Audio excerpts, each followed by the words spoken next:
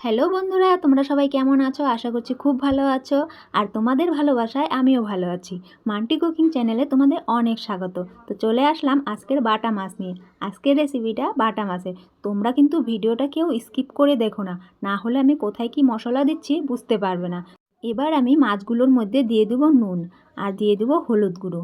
মাছটা কিন্তু এবার ভালোভাবে আমি নুন হলুদগুলো মাখিয়ে নেব। তো এই দেখো আমি নুন হলুদগুলো দিয়ে মাখিয়ে নিলাম। তো তোমরাও এভাবে মাখিয়ে নেবে। কড়াইটা বসিয়ে দিয়েছি, কড়াইটা গরম হয়ে গেছে, এবার তেল দিয়ে দেব। তো এবার আমি মাছগুলো আস্তে আস্তে ছেড়ে দেব। তো এই দেখো মাছগুলো কিন্তু একপাশে লাল লাল হয়ে গেছে, এবার আমি উল্টে দেব। তো এই জোড়া লেগে গেছে, তো জোড়াগুলো আমি আস্তে আস্তে ছাড়িয়ে নিব। তোমরাও আস্তে আস্তে ছাড়িয়ে নিবে জোড়া লেগে গেলে। তো মাছগুলো কিন্তু আমার খুব সুন্দর ভাজা হয়ে গেছে, এবার আমি নামিয়ে নেব। তো এই দেখো আমি মাছগুলো নামিয়ে নিচ্ছি, আর আমার সমস্ত মাছ ভাজা কিন্তু হয়ে গেছে।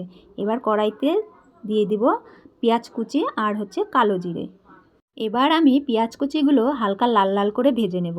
তো এই দেখো আমার হালকা লাল লাল করে ভাজা হয়ে গেছে, এবার দিয়ে দিব টমেটো কুচি। তো এবার আমি এগুলোকেও কিন্তু লাল লাল করে ভেজে নেব একই সাথে। তো এবার দিয়ে দিলাম স্বাদ মতো নুন, আর দিয়ে দেবো হলুদ গুঁড়ো, আর দিয়ে দেবো কাশ্মীরি লঙ্কা গুঁড়ো। তো এবার আমি একটু নেড়েচেড়ে নেব। এবার দিয়ে দেবো বেটে রাখা মশলা। এখানে আছে লঙ্কা বাটা, আদা বাটা, জিরা বাটা আর কিছুটা পরিমাণে রসুন বাটা। কষানো হয়ে গেছে, দিয়ে দিব ঝোলের জন্য জল। তো এই দেখো আমি ঝোলের জন্য জল দিয়ে দিচ্ছি। এবার দিয়ে দিব মাছ। তো মাছগুলোর সাথে দিয়ে দেবো কয়েকটা লঙ্কা চেরা। তো এবারে আমি হালকাভাবে নেড়েচেড়ে নেব।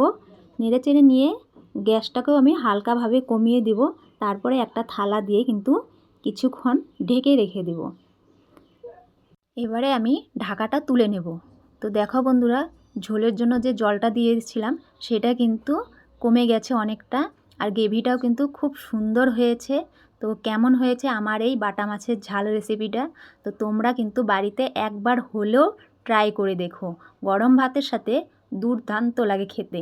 তো বন্ধুরা, সবাই ভালো থেকো, সুস্থ থেকো। দেখা হচ্ছে পরের এক নতুন রেসিপি নিয়ে।